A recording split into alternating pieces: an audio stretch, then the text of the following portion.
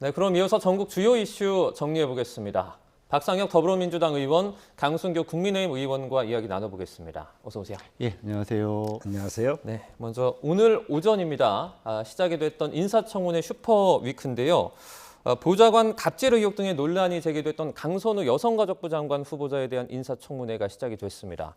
강 후보자는 피켓 시위를 뚫고 참석을 했지만 이 청문회는 10분 만에 정회되는 등 시작부터 파행을 거듭했습니다. 영상 함께 먼저 보고 오시죠.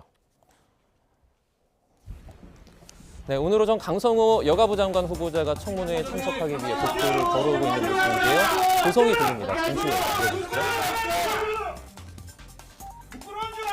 네, 사퇴하라, 부끄러운 줄 알라 이런 목소리가 들리는데요. 강 후보자의 보좌관 갑질 의혹과 관련해서 국민의힘 보좌진 협의회에서 피켓 시위에 나선 겁니다. 강 후보자의 이름으로 이렇게 삼행시까지 만들어 붙이면서 거세게 항의를 이어가기도 했습니다. 강 후보자가 이제 무거운 표정으로 자리에 착석을 했는데요. 청문회장 안에서는 시작 전부터 또 피켓이 문제가 됐습니다. 국민의힘 의원들은 저마다 갑질왕 강선우라고 적힌 피켓을 자리 앞에 걸어 놓은 건데요.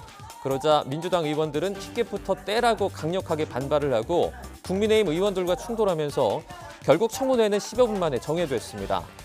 강 후보자는 청문회가 시작되고 무려 70여 분이 지나서야 발언을 할 수 있었는데요. 여야 의원들의 발언 먼저 들어보겠습니다. 저런 피켓이 붙여 있는데 아무런 제지도 않고 이렇게 회의 진행을 하는 거에 대해서 상당히 편파적인 진행이다. 아직 확인도 안 됐는데 벌써 후보자를 비방하는 이런 현수막을 붙여놓고 어떻게 저희가 인사청문회를 진행할 수 있겠습니까? 지금 민주당이 야당인 시절에 국방위에서 법사위에서 심지어는 강선우 후보가 속해져 있는 복지위에서도 장관들 인사청문회 할 때 한번 보십시오. 강선우 후보자 본인이 피켓 이렇게 붙여놓고 장관 청문회를 한 당사자입니다. 네, 시작부터 고성이 오갔습니다. 한쪽에서는 피켓을 떼야 시작을 하겠다. 그리고 다른 한쪽에서는 야당이었던 민주당 시절부터 먼저 이것을 시작했다. 피켓 시위를 시작했다. 이런 말이었는데 오늘 시작부터 어떻게 보셨습니까? 원래 장관 후보자 등의 경우 대학 교수 출신들에 대해서 대학원생이나 조교들의 갑질 의혹이 제기되는데 네. 이번 강선우 후보자의 경우 정도가 좀 심한 것 같아요.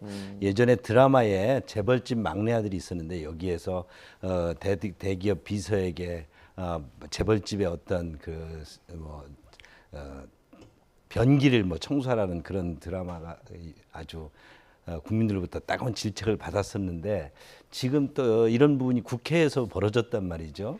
특히 지금 국회에서 여러 보좌진 등이 강선우 의원에게 제기하는 여러 문제를 보면 정도가 좀 심각합니다. 쓰레기 분리수거도 시켰다고 그러고요. 여러 가지 변기 문제 또 다양한 갑질 의혹이 지금 제시되고 있어요. 이런 부분에 대해서 저희들이 청문회에 대해서 너무 개인적인 이런 부분에서 문제 제기를 많이 해서 인재를 찾기 어렵다는 그런 부정적인 의견도 있지만 네. 이번 같은 경우는 그동안 민주당이 청문회 때마다 제기했던 모든 것을 우리 강선우 후보가 가지고 있는 그런 것에서 좀 씁쓸하고요. 이런 당연히 사퇴하는 게 맞다 저는 그렇게 생각합니다. 네, 상황이 씁쓸하고 사퇴하는 게 맞다 이런 의견을 내주셨는데 어떻습니까? 인사청문회 시작되자마자 10여 분 만에 정회되기도 했고 고성이 오가기도 했거든요. 어떻게 좀 보셨어요? 그러니까 저는 여러 차례 말씀을 드렸는데 이번 인사청문회가 있게 된 배경이 지난 12월 3일부터 이 6개월간의 내란의 위기, 국가적인 위기 상황이 을 초래한 국민의힘의 책임 그리고 또 지금도 여러 가지 경제 문제, 통상 문제 등으로 정말 새 정부가 출범해서 일할 수 있는 상황을 만들어야 되는데 네. 그런 부분 관련돼서 국민의힘이 그런 근본적인 책임이 있음에도 불구하고 이런 인사청문회에 발목 잡기를 하고 있는 부분 너무 좀 안타깝고요. 당에서는 혁신위를 만들어서 뭔가 새롭게 얘기를 한다고 하는데 이런 구태의연한 피켓이라든지 또 인사청문회 초기부터 이 자질과 능력을 검증하는 것보다는 오히려 계속적으로 구태의연한 저런 태도를 보이는 게 오히려 국민의힘한테 혁신의 의미를 또 반감시키는 것은 아닐까라는 생각이 들고요. 네. 또 강선호 후보자도 오늘 보니까 뭐 혹시나 여러 가지 문제점들이 있다면 또 그런 부분 관련해서 보좌진들에게 좀 마음의 상처를 준 부분이 있다면 겸손하게 또 그런 부분들 좀 겸허하게 사과하는 모습을 보이고 있는 것 같습니다. 그래서 끝까지 그런 국민들께 좀 말씀드리는 태도 또 혹시 부족한 점들이 있다면 그런 부분들도 충분히 좀 소명하는 태도가 되게 중요한 것 같습니다. 네, 조금 전에 잠시 언급을 해주시기도 했는데요. 보좌진 갑질 의혹 관련해서 강선우 여가부 장관 후보자의 목소리를 먼저 좀 듣고 오도록 하겠습니다. 3주간 인사청문회 준비하면서 어떤 소외를 느끼셨는지 한 말씀 부탁드립니다. 지난 3주간 여성가족부 관련된 업무뿐만이 아니라 제 자신에 대해서 돌아보는 시간을 가질 수 있었습니다. 저로 인해 논란이 있었던 점에 대해서 송구스럽게 생각을 합니다. 그리고 그 논란 속에서 상처를 받았을 보좌진들께 심심한 사과를 드리는 바입니다. 우리 2명의 보좌진에 대해서 법적 조치를 하실 겁니까? 한 적 없습니다, 의원님. 하겠다고 예고를 하셨거든요. 안 하셨? 하겠다고 예고한 적도 없습니다, 없어요. 의원님. 그런데 이런 약강의 인물이 과연 사회적 약자의 권익 보장에 얼마나 진정성을 가지고 있을지 참 우려되는 부분들이 많습니다. 우리 후보자께서 개인정보 제공에 미동의를 해서 자료 제출을 안 한 게 많습니다. 결국은 이걸 감추기 위해서 그런 게 아니냐라는 합리적 추측을 가질 수밖에 없다. 네, 강선우 후보자 상처받은 보좌관들께 사과를 하기도 했고요. 뭐 자신의 지난 며칠 동안 돌아보기도 했다 이런 말을 하기도 했는데요. 목소리 좀 어떻게 들으셨어요? 실제 저게 진정성이 있는지도 의심스럽고요. 지금 네. 심지어 민주당 의원 보좌관들마저도 강선우 의원에 대해서 많은 문제를 제기하고 있고요. 특히 본인에게 어떤 그 보좌관과 의원이 어떤 이유 등으로 헤어질 수도 있는데 본인의 갑질 의혹, 갑질 때문에 그만두게 된 보좌관이 다른 의원실에 취직할 때 이것을 방해까지 했다는 것은 그야말로 강선우 후보자의 그동안에 어떻게 의원 생활을 해왔는지, 갑과 을에 대해서 어떻게 생각했는지를 다시 한번 되새기하는 것이고요. 이런 부분들이 우리가 집안부터 우리가 잘 다스려야 우리가 밖에서도 또는 그 국가 일도 맡길 수 있다, 이렇게 예로부터 판단하지 않습니까?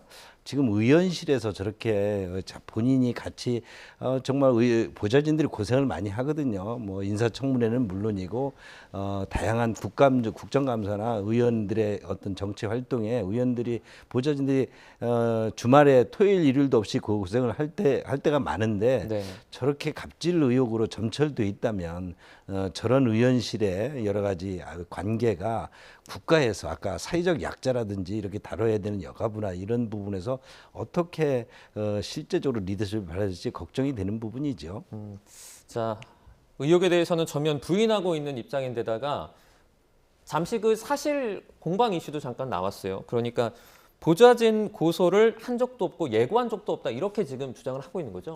그러니까 저도 좀 확인을 후보자께 좀 해봤는데 네. 그거는 조금 좀 와전된 것 같습니다. 아마 이제 그 청문회를 하게 되면 통상적으로 여당의 보좌진들과 함께 이런 사실관계에 대해서 궁금해하지 않겠습니까? 그럼 어떤 거냐 이렇게 좀 설명을 하는 과정 속에서 조금 된 것 같고 본인도 그런 적이 없고 그럴 의사도 없다라는 걸 저도 좀 확인을 원내 지도부로서 좀 했기 때문에 네. 그런 부분들은 좀 바로 좀 잡아야 될 것 같기도 하고요. 그리고 이제 하나하나의 구체적인 또 당사자의 입장들을 따져보면 굉장히 좀 애매한 그런 상황들도 충분히 있을 거라는 생각도 들고요. 그리고 강선우 후보자가 아시는 것처럼 아픈 개인사긴 한데 이제 발달 장애를 갖고 있는 우리 또 자제분을 두고 있습니다. 그래서 평소에도 많은 동료 의원들도 굉장히 좀 바른 성품의 사람으로 저희들이 알고 있기 때문에 오늘 계속 늦게까지 이뤄지지 않겠습니까? 청문회 기간 내내 여야 의원님들의 특히 야당 의원님들 많이 날카로운 질문 주실 텐데 그런 부분들 또 겸허히 받기도 하고 또 설명도 좀 소상히 더 드렸으면 좋겠습니다. 네. 보좌진 그 잦은 교체 이슈도 있습니다. 이게 그러니까 강선우 후보자가 국회의원 당선된 2020년부터 올해까지입니다. 5년 동안 보좌진 46차례가 교체가 됐다고 하는데 일단은 46명이 아니라 28명이다 이렇게 해명을 한 것으로 전해졌거든요. 통상적으로 어떻습니까? 28명이면 28명도 많은 것이죠. 저도 뭐 지금 두 번째 의정 생활을 합니다만 네. 저도 뭐 저는 보좌진이 많이 바뀌지 않은 편에 속합니다. 물론 여러 이유가 있었습니다. 보좌진이 더 나은 직장을 향해서 간다고 할 때는 기꺼이 뭐 보좌진 우리가 떠나 보내줘야죠. 그러나 저렇게 갑질 의혹이 제기되고 있는 상태에서 보좌진마저 뭐 28명이다, 40몇 명이다 이렇게 나오는 것 자체가 강선우 후보자가 어떤 인성과 품성으로 우리 보좌진과 활동을 해왔는지를 좀 그 단면을 엿볼 수 있는 것이죠. 저는 보좌진의 잦은 교체도 문제지만 그것 플러스 갑질 의혹이 여기 같이 의혹이 덧붙여지기 때문에 두 가지 문제를 같이 보면은 이건 좀 심각한 문제다. 저는 그렇게 저도 의원 생활을 하면서 여러 가지 상황이 있을 수가 있는데 네. 좀 심하다 하는 생각을 많이 갖게 됩니다. 저도 그 숫자는 좀 놀래가지고 네. 확인도 해봤고 오늘 아마 그 질의 중에 좀 나왔던 것 같아요. 서영교 의원이 그런 본인도 이제 확인을 해봤다고 하니까. 그런데 이제 이게 처음에 46명이라고 알려진 것은 그러니까 한 사람이 이 안에서 승진을 하더라도 사직을 했다 승진하게 되면 이런 부분들도 중복해서 되는 경우들도 있고 네. 또 그 의원이 대수가 21대에서 22대로 넘어가면 전원 면직됐다가 다시 돌아오는 경우도 있고 그래서 뭐 여러 가지 그런 혼선 때문에 그런 것 같은데요. 뭐 이 28명이 다른 의원실과 비교해서 어떤 숫자인지는 잘 모르겠습니다만 이제 초선 의원들이 처음에 들어와서 이제 팀워크를 좀 맞춰가기도 하고 하면서 여러 가지 좀 내부적인 혼선도 있는 경우들이 있을 수 있습니다. 그래서 그런 점들도 좀 감안하시면 조금 더 이해가 좀 쉽지 않을까라는 생각도 듭니다. 자, 이런 가운데 여권에서도 신중한 기류가 좀 이어지고 있는 가운데 옹호 목소리도 나왔습니다. 허종식 민주당 의원은 SNS를 통해서 자, 강선호 의원은 본인이 겪은 바로는 바른분이다 이렇게 또 말을 하기도 했는데 이를 두고 이제 국민의힘에서는 이런 어떤 발언들이 2차 가해가 될 수도 있다 이렇게 지금 주장을 하고 있죠. 그렇습니다. 민주당이 늘 노동 친화 정당 또 사회적 약자에 대해서 친화적인 그런 입장을 취하고 있는데 네. 허종식 의원의 저는 표현 그 강선우 후보자의 여러 가지 지금의 제기되는 의혹 등이 민주당의 정체성과 민주당이 내세우는 가치와 정말 조화를 이루는 건지 저는 다시 한번 묻고 싶고요. 그 여러 가지 그 보좌진들 사이에서 지금 나오는 여러 가지 어떤 그 단톡방이나 여기서 내용을 보면 참으로 저도 국회의원을 한 사람으로서도 저도 많은 저의 보좌진들과 이런저런 이유 등으로 헤어지기도 하고 같이 하기도 하는데 네. 안타깝고요. 좀 부끄럽기도 하고 그렇습니다. 그래서 이런 부분 등은 저는 강선호 후보자가 지금 지금 많은 분들의 이번 그 장관 후보자에서 최고의 여론 초점을 받고 있지 않습니까? 네. 이럴 때는 솔직히 다 인정하고 또 국민들 눈높이에 맞지 않는다고 판단하시면 스스로 사퇴하는 게 맞다. 이런 후보자를 또 민주당이 지금 다수당에다가 그동안 뭐 증거 뭐 여러 가지 이런 부분을 가지고 계속 묵살하는 청문회를 또 운영해서 만약에 또 임명을 하게 되면 국민들이 또 어떻게 판단할지 건 민주당 본인들이 더 잘 알지 않을까 이렇게 보여집니다. 네.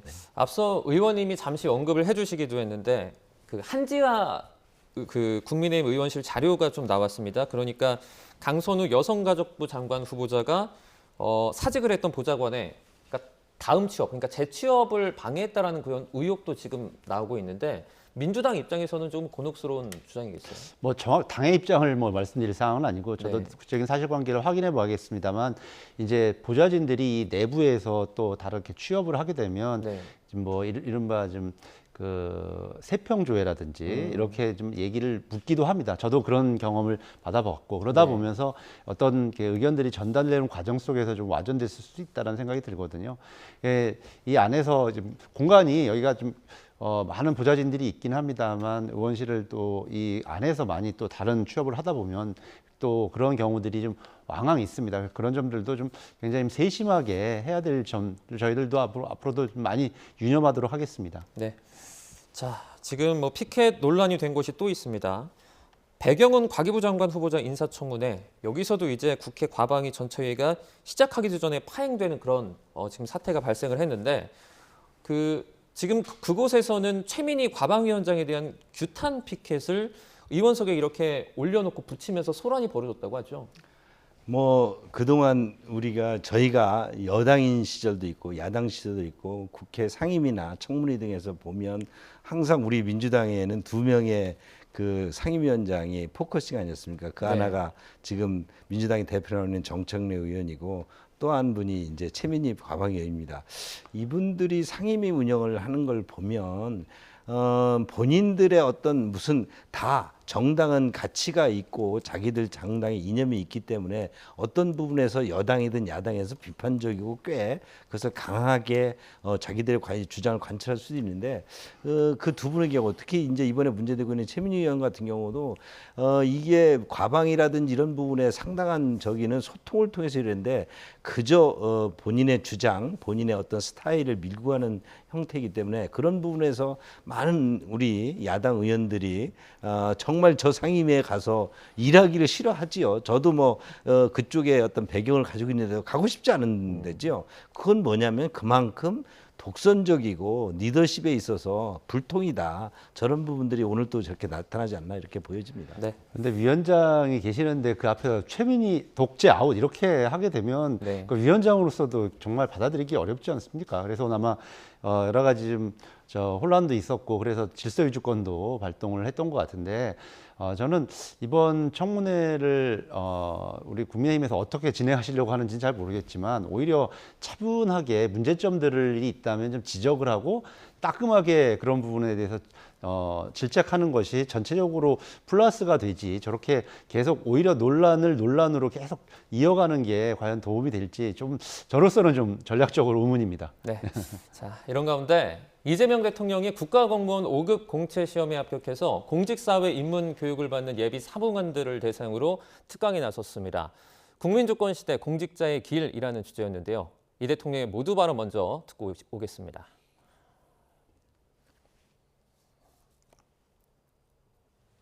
네, 이재명 대통령 지금 공직자의 길 특강 들어오고 있는데요. 5급 공채 시험 과거에 우리가 시험 볼 때는 이제 행정고시, 뭐 지방고시 이렇게 불렸는데 어쨌든 대한민국의 주요 공직자로서 새로운 출발을 맞이하게 된 것을 진심으로 축하드립니다. 진짜입니다.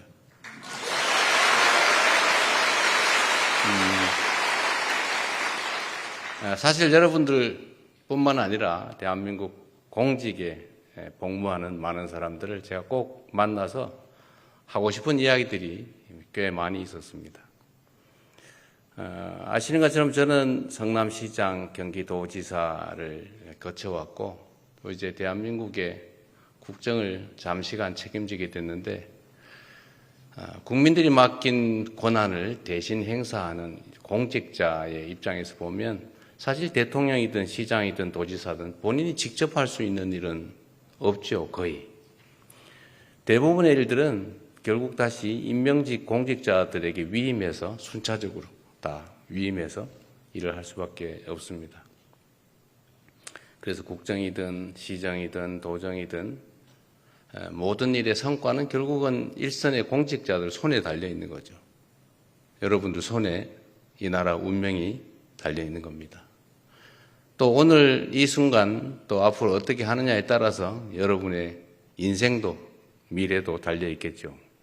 아마 이 중에 한 20, 30년 지난 다음에 언론에 이름이 나는데 좋은 쪽으로 나는 사람도 있을 거고 안 좋은 쪽으로 나서 주변 사람들로부터 손가락질을 받는 사람이 생길 가능성도 없지는 아니하겠죠. 없기를 바랍니다.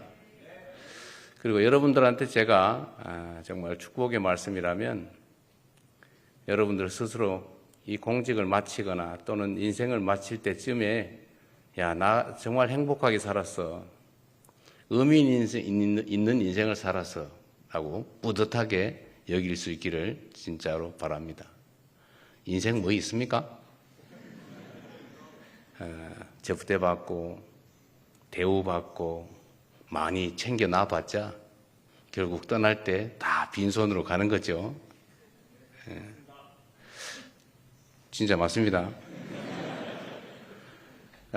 우리가 이제 공직자라고 할 때 이제 왜 공직자라고 하느냐? 공적인 일을 하기 때문이죠. 공적인 일은 뭐냐? 개인 또는 특정 영역에 있는 사람들의 얘기가 아니고 모든 사람들의 일을 한다는 것입니다. 공적인 모두에게 관계된 일, 그 일을 하되 자기 일이 아니라 남의 일을 대신하는 거죠. 여러분들 결국은 월급 받고 남의 일을 하는 거죠. 이재명 대통령도 결국은 5년 동안 고용된 단기 임시직 계약직이죠. 5년 후에 또 평가를 받겠죠. 아, 저 사람 때문에 우리가 좀 더 나은 삶을 살게 됐어 라고 하는 경우도 있을 수 있겠고, 저 인간 때문에 우리 언제 망했어 라고 할 수도 있겠지요. 근데 결국 다 제 손에 달렸고 제 마음에 달려있는 일 아닐까 생각됩니다. 여러분도 사실은 마찬가지죠. 만약에 여러분들이 개인 사업을 하면 여러분들이 뭘 잘못하거나 또는 잘못 생각해도 피해가 여러분 하는 사업 관계된 사람들에게만 미치죠. 또는 개인으로서의 삶을 잘못 살면 그 영향, 악영향이라는 것도 아주 좁은 범위에 미치지만, 여러분들은 누군가로부터 엄청난 권력이라고 하는 권한이라는 걸 위임받지 않습니까? 그래서 여러분들은 수없이 많은 사람들이 관계된 일을 하기 때문에 여러분의 판단, 행동에 따라서 너무나 많은 사람들이 더 나은 삶을 살게 될 수도 있고, 어쩌면 여러분들 손에 의해서 나 아이들 껴안고 이 세상 떠나버려야지 할 수도 있는 거죠. 여러분들은 공직자들이기 때문에 여러분들 손에 사람들의 목숨이 걸려 있습니다. 어쩌면 작은 신의 역할을 하는지도 몰라요. 다른 사람들의 삶에 결정적 영향을 미치지 않습니까? 우리가 권력이라고 하면 뭔가 폼나는 거, 뭔가 남들한테 우월적인 거 이렇게 생각하지만 틀린 말은 아니죠. 그러나 더 중요한 건 여러분들 다 배운 거잖아요. 권력이 뭐예요? 나의 의지를 타인에게 강제할 수 있는 힘, 그걸 권력이라고 하죠. 여러분들은 그걸 가지게 된 겁니다. 대신에 이 권력이라고 하는 데는 똑같은 양의 책임이 부과돼요. 음지만큼 양지가 있는 거죠. 세상에 공짜가 어디 있습니까? 여러분들한테 월급을 주면서 권력을 맡길 때 다 목표하는 바가 있죠. 이유가 있죠. 내 삶을 좀 더 낫게 해달라고. 우리가 국가 공동체라고 하는 것을 구성하는 이유가 뭐겠어요? 혼자 살면 편하죠. 간섭받지 않고. 그러나 함께 사는 것이 혼자 사는 것보다 더 낫기 때문에 함께 사는 것이고, 그래서 많은 사람들은, 물론 여러분도 국민의 일원이지만 더 나은 삶을, 더 나은 세상을 만들어 달라고 힘들여 번 돈 떼서 세금도 내고 우리가 가진 고유한 권력을 국가에 맡기고 그 권력에 복종하지 않습니까? 누가 그런 얘기 했다는데 제가 보는 거의 거짓말일 것 같긴 한데, 대한민국에 2025년에 뭔가 위대한 새로운 일이 벌어질 것이다. 그랬다는 유튜브 방송이 있어요. 저 유튜브 맹신자는 아닙니다. 그냥 좋은 건 보는 거죠. 여러분도 작년에 합격해서 이제 올해 대한민국의 중간 관리자, 주요 공직자로 새로운 인생을 시작하게 됩니다. 여러분들 손에 2025년부터 새롭게 시작하는 대한민국의 운명이 달려 있습니다. 여기 계신 많은 분들. 네, 이재명 대통령이 국민주권 시대 공직자의 길이라는 주제로 예비 사무관들을 대상으로 특강에 나섰는데요. 밝은 분위기 속에 진행이 된 것 같고요. 공직자로서의 새 출발을 진심으로 축하한다. 그리고 모든 일과 성과, 나라의 운명은 공직자의 손에 달려있다. 이렇게 축하와 격언을 전했습니다. 새로운 소식이 있으면 들어오는 대로 전해드리겠습니다. 네, 초반부터 쉽지 않은 인사청문회 관련 얘기 나누고 있었는데요. 저희 그러면 여야 지도부의 목소리부터 듣고 오도록 하겠습니다. 구태의연한 카더라식, 막무가내식 인신공격과 음해, 돈 없는 국정 발목 잡기에는 단호하게 대처하겠습니다. 더불어민주당의 인사청문 기준은 실용, 능력, 성과입니다. 후보자의 정치적 성향이나 직업 등은 문제가 되지 않습니다. 경제위기, 민생위기, 통상 위기를 조속하게 극복하고 국민 체감의 성과를 만들 자질과 능력을 갖췄는지가 중요합니다. 장관 후보자들은 자료 제출도 없고 정인 채택도 없는 맹탕 청문회를 만들어서 하루만 버티면 된다는 식의 김민석 스타일 침대 축구 전술을 구사하고 있습니다. 갑질 장관 강선우, 표절 장관 이진숙, 커피 장관 근어울, 도로 투기 장관 조현, 조계기 장관 정동영 등 무자격 5적은 청문회를 받을 자격조차 없습니다. 이재명 대통령은 무자격 5적을 즉각 지명 철회하기 바랍니다. 네, 조금 전에 들어온 속보부터 전해드리겠습니다. 내란 특검에서 윤 전 대통령이 오후 2시까지 출석하지 않았다. 지금 오후 2시 22분이니까 한 22분 정도 지난 상황입니다. 그리고 문서 또는 구두로 불출석하겠다, 나오지 않겠다는 의사의 표시가 없었다 이렇게 전했습니다. 다만 이제 내란 특검은 교정 당국으로부터는 불출석 의사가 전달됐다라고 말했는데요. 오후 3시 30분까지 내란 특검에 인치를 하도록 지휘 공문을 발송한 상태다라고 전했습니다. 다시 한번 전해드리겠습니다. 오늘 소환 조사 예정돼 있었던 윤 전 대통령 내란 특검에 출석하지 않았는데요. 내란 특검은 윤 전 대통령이 문서 또는 구두로 불출석 의사를 표시하지 않았다라고 밝혔고요. 그리고 오후 3시 30분까지 약 1시간 뒤까지 특검이 인치를 하도록 지휘 관련한 공문을 발송한 상태다라고 말했습니다. 관련해서 추가적인 내용이 또 들어오는 대로 저희가 전해드리도록 하겠습니다. 네, 앞서 여야 지도부의 목소리 듣고 오셨는데요. 이렇습니다. 민주당에서는 발목을 잡지 마라. 그리고 국민의힘에선 침대 축구하지 마라. 이렇게 좀 주장을 하고 있는데 발목 잡기입니까? 침대 축구입니까? 어떻게 보세요? 뭐 평가는 국민들께서 하실 거라고 생각이 듭니다만 저희들이 이번 내각을 구성하면서 아시는 것처럼 인수위도 없이 준비를 했습니다. 네. 그러다 보니 뭐 불가피하게 가장 국정 철학을 잘 알고 뭐 이런 부분 능력이 이미 검증된 현역 의원님들도 많이 내각에 모시게 되었습니다. 저는 국민의힘이 아까도 모두에도 말씀드렸던 것처럼 이런 국가적 위기 상황, 인수위도 없는 여러 조건들을 좀 감안해서 더 많이 협조를 좀 해주시는 것이 지금의 이런 위기를 초래했던 책임, 그리고 앞으로 이 혁신이라는 게 뭐 그냥 막 사람들을 자르고 이러는 게 아니라 이런 게 저는 오히려 혁신이라고 생각하는데 계속 이런 식으로 발목 잡기를 하게 되면 오히려 국민의힘이 하고자 하는 혁신도 더딜 것이고 국민적인 좀 평가도 받기가 좀 어렵지 않냐라는 생각이 듭니다. 네. 아시는 것처럼 송미령 장관 같은 경우는 전임 정부 시절에 있던 분들도 저희들은 유임을 했거든요. 저는 그런 것이 좀 전에 말씀드렸던 실용과 성과의 어떤 기준이라고 생각합니다. 자, 국민의힘 측에서는 좀 어떻게 보고 계십니까? 발목 잡기 할 힘도 없는 지금 국민의힘 정당 아닙니까? 네. 뭐 국민들께서 너무 많이 걱정을 해주시고 있는데 저희들 뭐 부끄럽습니다. 그러나 민주당의 경우 지난 그 야당 시절에도 다수당의 지위를 이용해서 의회 폭거로 결국 행정부를 탄핵 정국으로까지 몰고 갔고 무너뜨리지 않았습니까? 이제 행정부 장악했고 지금 뭐 사법부도 겁박해서 뭐 어찌됐든 대통령에 대한 재판도 사실상 중단돼 있지 않습니까? 이렇게 3권을 다 장악한 민주당이 적어도 장관 임명을 하면서 뭔가 국민이 알 권리 등을 보장하기 위해서는 그 청문회에 그래도 어느 정도는 우리 아무리 소수당이라더라도 국민의힘에 그런 청문회에는 어느 정도 협조를 해야 되는데 지금 뭐 원내대표가 얘기한 것처럼 증인도 뭐 내줄 수 없다.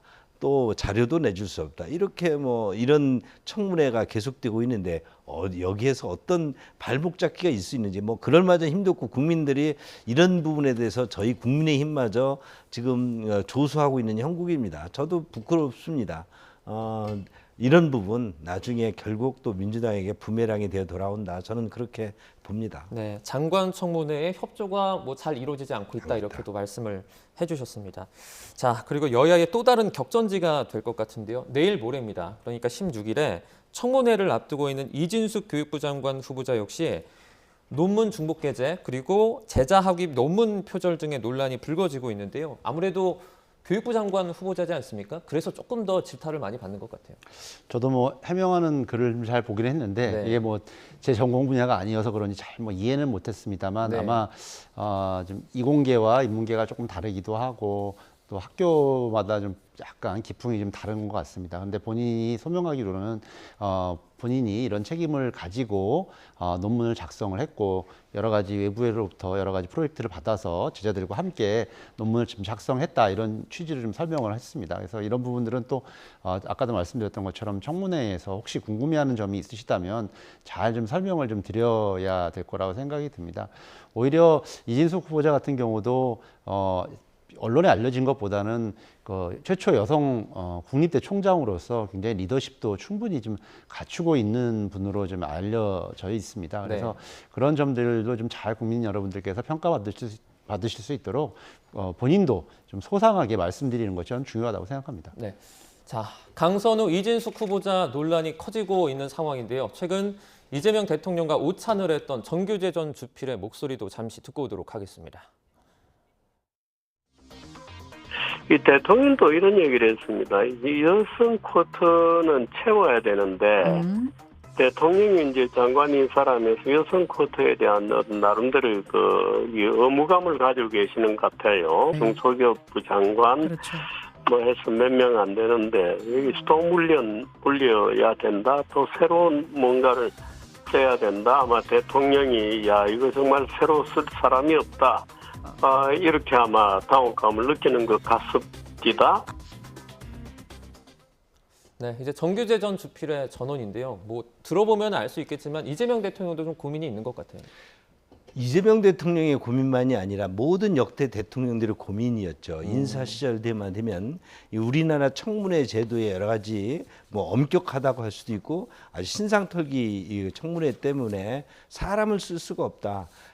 나설려는 사람이 없다. 또 아까 재질이나 뭐 능력이나 경영 능력이나 이런 것이 뛰어남에도 불구하고 본인이 살았던 어떤 사람에서 흠집 때문에 나서기를 한다. 가족들이 신상 터지는 걸 두려워한다. 다 그런 이유가 있습니다. 그런데 이제 민주당한테 묻고 싶은 것은 그동안 민주당이 이런 부분에 있어서 가장 뭐 저희 국민들도 그런 부분에도 없지 않았겠지만 가장 앞장서서 이런 부분 등을 신상 털기도 했고 또 발목 잡기를 했고 그랬지요. 그런 청문회를 지금에 와서 여성을 좀 써야 되는데 국립대 총장을 써야 되는데 중기부 장관이 여성을 써야 되는데 하면서 그분이 살아온 여정이 지금 민주당이 들이댔던 잣대 기준에 안 맞았는데 지금은 여당이기 때문에 사람 쓸 수가 없습니다. 우리 좀 뭐 발목 잡게 하지 말고 봐주시오. 이렇게 하는 것이 과연 맞는지 오히려 만약 그런 얘기 하려면 우리 좀 청문회 제도 좀 이제 제대로 손봅시다.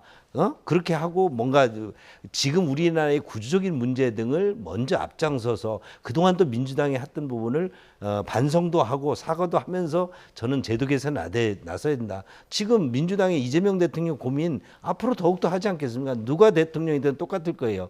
물론 이진숙 장관의 표절 의혹, 뭐 한성숙 장관의 뭐 이런 부분 등이 저는 다 맞다고 판단할 수도 없습니다. 그분들의 변명이 맞다고 보지도 않고 저희들이 지금 의혹적이 하는 것이 전적으로 맞다고 보지도 않습니다. 그게 또 사회적 잣대로 많은 자도 있으시지만 우리 청문회를 지금 우등해온 거 민주당의 그런 스탠스 등을 한번 되돌아보면서 저런 변명을 좀 했으면 좋겠다 이렇게 생각합니다. 네, 뭐 누가 원론적으로 책임 있느냐는 여기서 이 자리에서 따지면 또 좀 또 뭐 여러 가지가 있겠지만 저는 조국 장관 청문회 때 기억하시죠? 청문회 하고 있는데 압수수색 들어갔습니다. 그때 정말 뭐 지금 다 무죄가 났던 펀드니 또 그리고 어떻게 해서 그 자녀분까지 했습니까?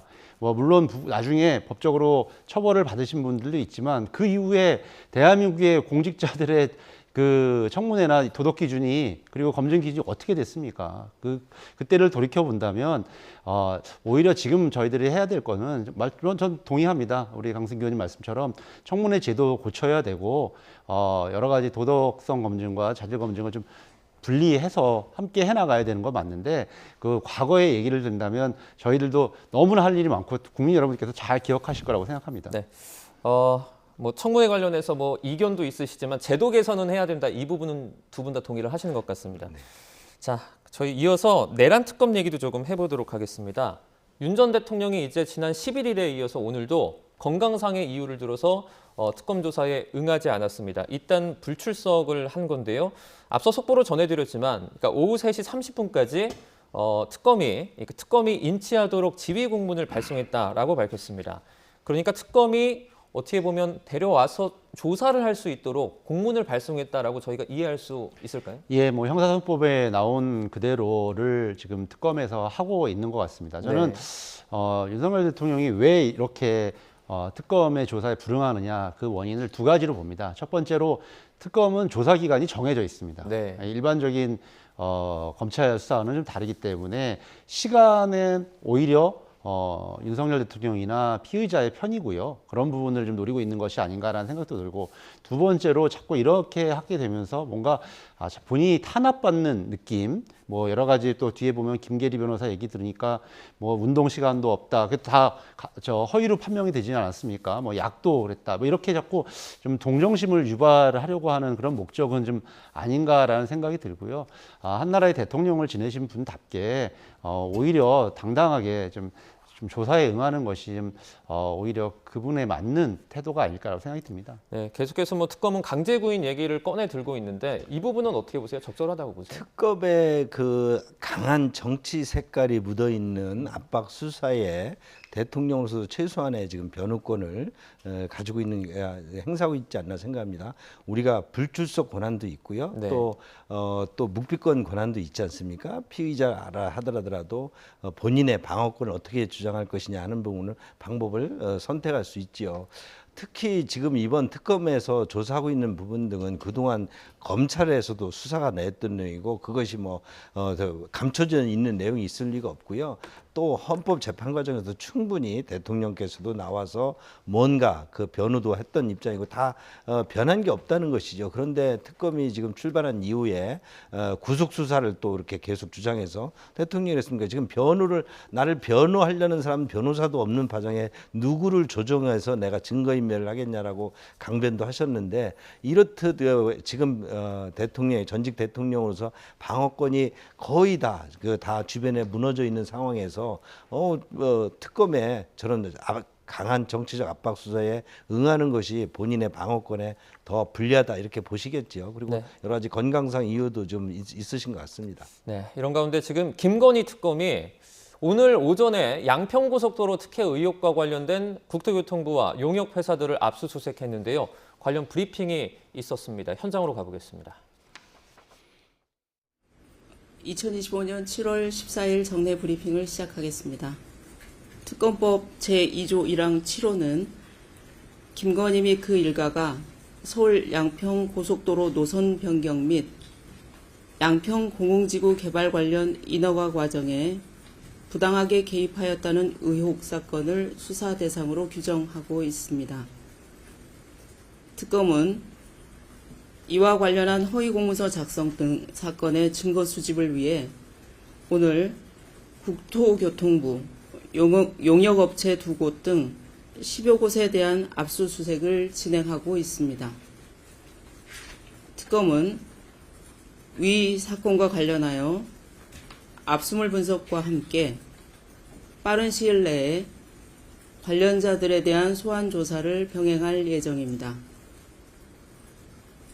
삼부토건 주가 조작 사건과 관련하여 특검은 압수수색 후 주요 피의자들 및 참고인들에 대한 조사를 마치고 1차로 오늘 주가 조작에 관여한 핵심 피의자들에 대한 구속영장을 청구할 예정입니다. 속칭 집사게이트 사건과 관련하여 사건의 실체를 신속하게 규명하고 증거인멸 방지를 위하여 우선 사모펀드에 184억 원을 투자한 기관 및 회사의 최고 의사 결정권자에 대한 소환 조사를 이번 주부터 진행할 예정입니다. 1차로 한국증권금융, HS효성, 카카오모빌리티, 키움증권 측에 소환 통보를 하고 소환 절차를 진행 중에 있습니다. 소환 대상자들은 사건 실체 규명을 위한 절차에 성실히 협조해 주실 것을 요청드립니다.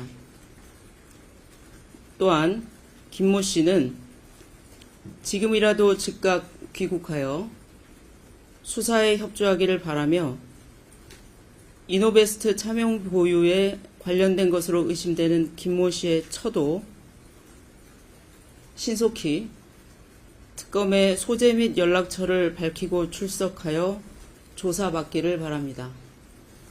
이상으로 브리핑을 마치겠습니다. 네, 오정희 특검보의 관련 브리핑 보고 오셨는데요. 먼저 김건희 특검이 양평고속도로 관련해서 압수수색을 진행 중이고 국토부나 용역업체 등 2곳까지 포함해서 10여 곳을 현재 압수수색을 진행하고 있다라고 말했습니다. 삼부토건 주가 조작 핵심 구속영장 청구도 예정을 하고 있고요. 또 집사 게이트, 그러니까 출국한 것으로 알려진 김 씨 관련해서도 기관이나 회사를 소환 조사할 예정이다 이렇게 밝혔는데요. 추가적인 소식 들어오는 대로 저희가 또 전해드리도록 하겠습니다. 네, 저희가 조금 전에 윤 전 대통령 소환 관련해서 얘기를 좀 나누고 있었는데 3시 30분까지 인치를 어떻게 보면 요청을 했다고 했잖아요. 그러면 그때까지 오지 않으면 그 다음 절차는 어떻게 됩니까? 뭐 사실 그러니까 인치라는 자체가 이제 강제 구인을 좀 의미를 하는데 네.